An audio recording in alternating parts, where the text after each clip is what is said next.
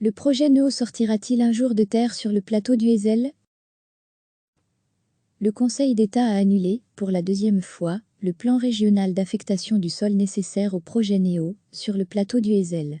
Un coup dur pour son promoteur, la région bruxelloise, et la ville de Bruxelles, un soulagement pour les riverains opposés à ce programme d'envergure. NEO patine, NEO balbutie. Son centre commercial de 72 000 m², son centre de loisirs, et ses centaines de logements restent encore et toujours à quai. La faute à un plan d'affectation du sol, qui n'apporte aucune solution à la problématique de la mobilité. Un constat signé du Conseil d'État, qui en conséquence annule sa mise en œuvre, pour la deuxième fois d'affilée. Rien d'étonnant pour Philippe Lemoine. Ce riverain et représentant du comité de quartier du Triangle considère la mobilité comme le point noir de NEO. C'est une catastrophe annoncée, NEO va engendrer 3 fois plus de trafic qu'aujourd'hui, donc on peut s'imaginer que ça va poser un problème, il ne faut pas être grand clair pour le comprendre. Freiné par le Conseil d'État, le projet NEO n'en est pas pour autant enterré.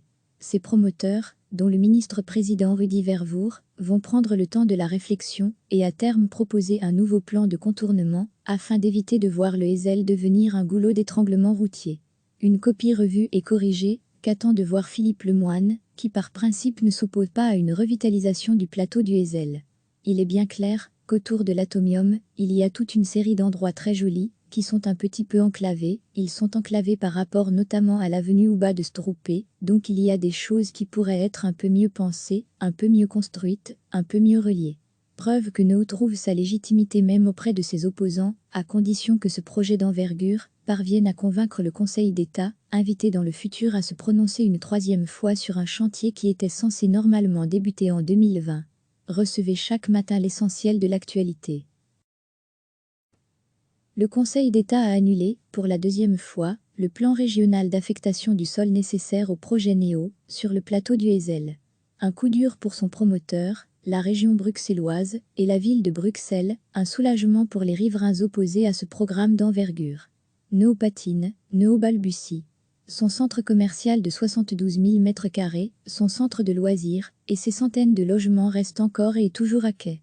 La faute à un plan d'affectation du sol, qui n'apporte aucune solution à la problématique de la mobilité.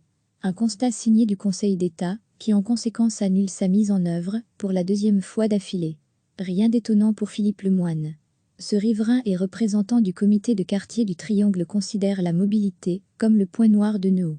C'est une catastrophe annoncée, NEO va engendrer 3 fois plus de trafic qu'aujourd'hui, donc on peut s'imaginer que ça va poser un problème, il ne faut pas être grand clair pour le comprendre. Freiné par le Conseil d'État, le projet NEO n'en est pas pour autant enterré.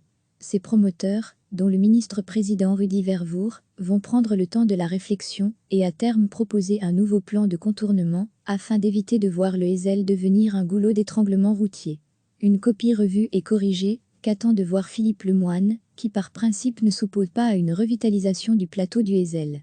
Il est bien clair qu'autour de l'Atomium, il y a toute une série d'endroits très jolis, qui sont un petit peu enclavés, ils sont enclavés par rapport notamment à l'avenue Ouba de Stroopé, donc il y a des choses qui pourraient être un peu mieux pensées, un peu mieux construites, un peu mieux reliées.